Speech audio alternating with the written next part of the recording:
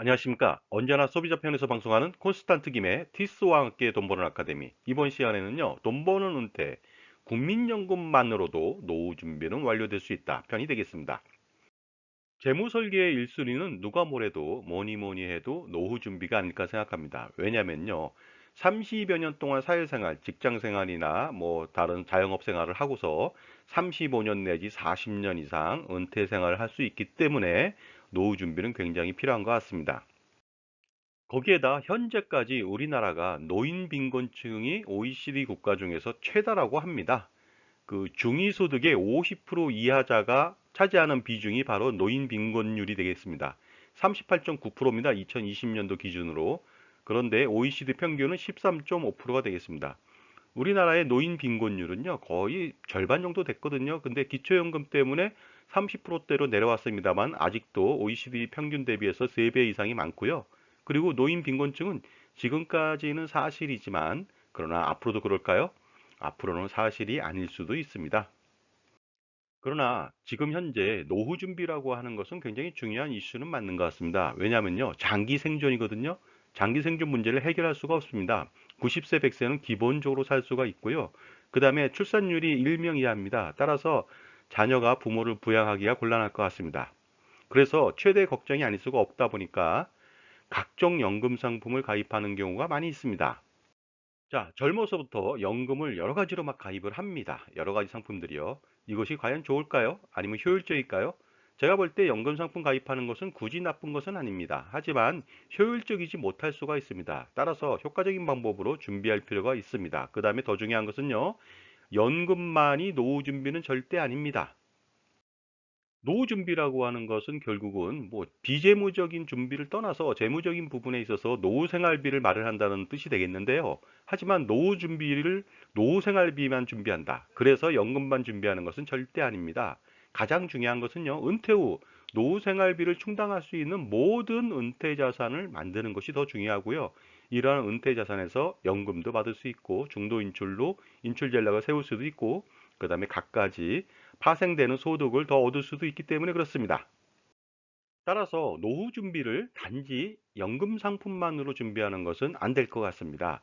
다양한 은퇴 자산을 충당하고 확보하기 위해서는요, 지속적인 투자 활동이 중요합니다. 그래서 이러한 다양한 은퇴 자산으로부터 노후 생활비나 기타 등등의 생활비를 파생해서 사용할 수 있는 어떤 안전한 장치를 만들어야 되고요.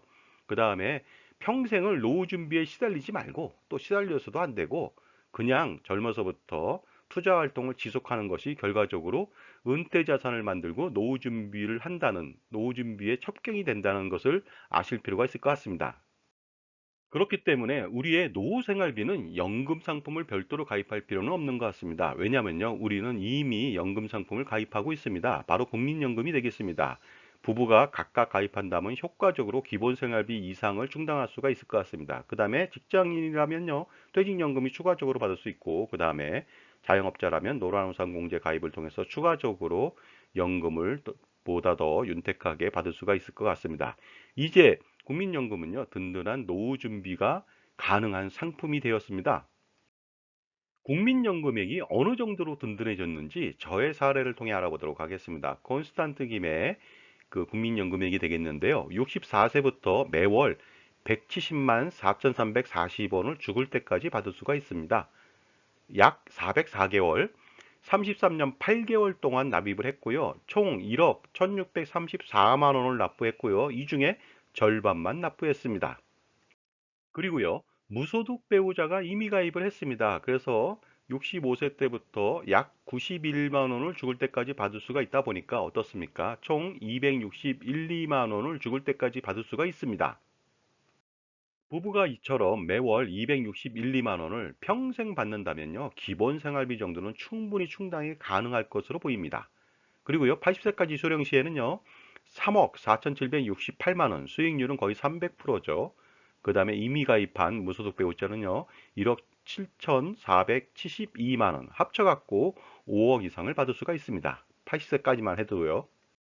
그리고요, 90세까지 수령한다. 그러면 저 같은 경우에는 5억 5,221만 원, 수익률은 거의 500%에 육박하죠. 그 다음에 배우자는 임의가입으로 2억 8,392만 원 합쳐가지고요. 거의 8억 원 이상을 받습니다. 자, 지금까지 제 정보가 만족스러우셨다면요. 구독과 좋아요 부탁드리겠습니다. 감사합니다. 계속하겠습니다. 자, 만약에 제가 100세까지 장수한다고 가정해 볼까요?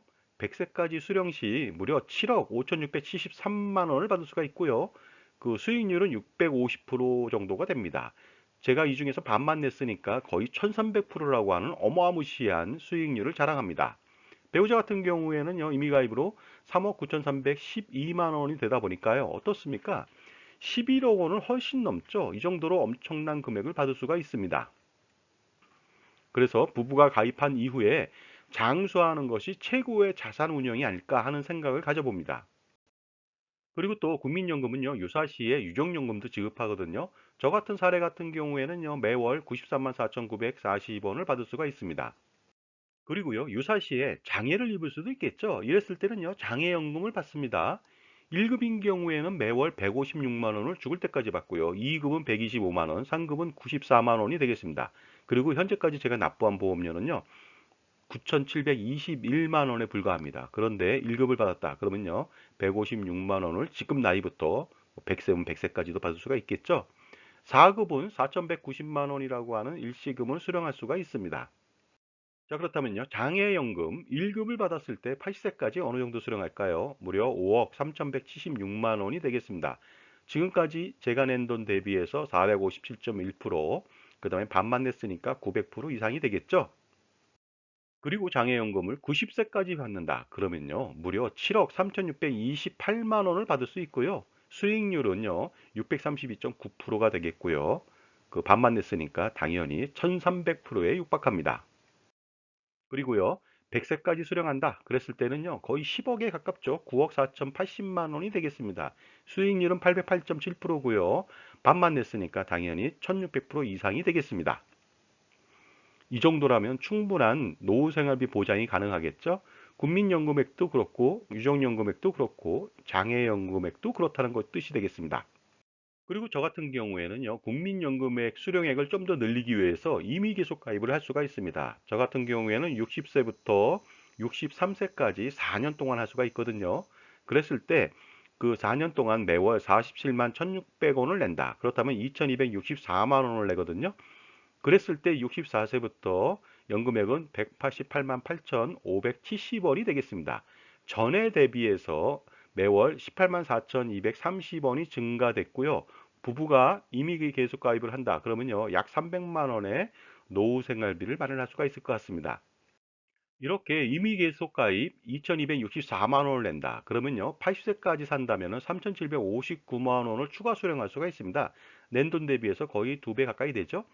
90세까지는 5,970만 원을 추가적으로 수령할 수가 있고요. 100세까지라면요. 거의 4배 가깝습니다. 8,180만 원을 추가 수령할 수가 있으니까 당연히 임의 계속 가입을 할 필요가 있다고 봅니다. 그런데 저 말고 저보다 젊은 요즘 사회초년생들 20대나 30대, 40대 같은 경우에는요.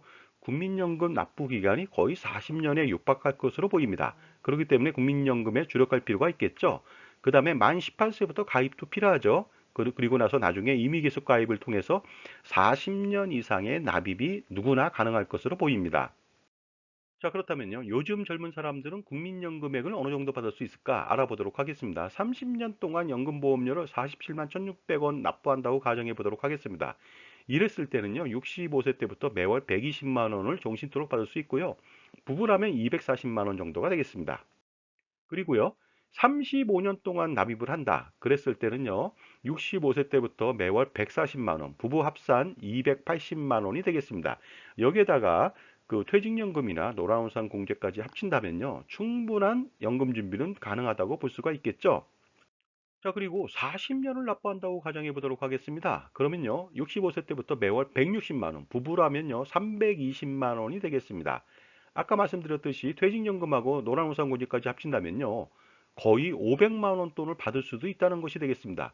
그렇기 때문에 젊어서부터 별다른 또 다른 연금을 준비를 할 필요는 없습니다. 투자를 지속해야 되는 충분한 이유가 되겠죠.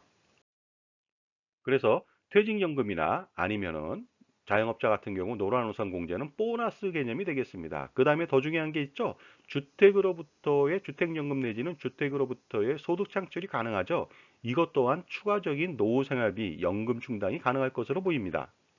따라서 자신의 노후 생활비 준비를 위해서 젊어서부터 별도로 연금을 가입할 필요는 전혀 없는 것 같습니다. 단지 지속적인 투자 활동만이 필요하겠죠.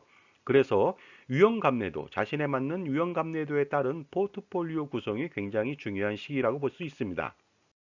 그리고 투자 상품이라고 하는 것은요, 전통적인 방식의 투자 상품에서 벗어날 필요가 있습니다. 주식, 채권, 펀드, 부동산, 아니면 예금이나 적금 같은 것에서 벗어나서요, 효과적인 투자 상품, 대안 투자 상품을 투자할 필요가 있습니다. 예를 들어서 미술품 렌탈 투자, 연 8% 기대할 수 있고요. 부동산 간접 투자, 유치권 경매 투자 등 연 30% 기대할 수도 있고요. 기타 대체 투자 상품을 포트폴리오에 지속적으로 구성해 나가는 것이 가장 중요하다고 볼 수가 있습니다. 그리고 투자 활동 간의 리스크 관리가 절대적으로 필요하죠. 따라서 전문가에 의한 투자 관리를 지속할 필요가 있습니다.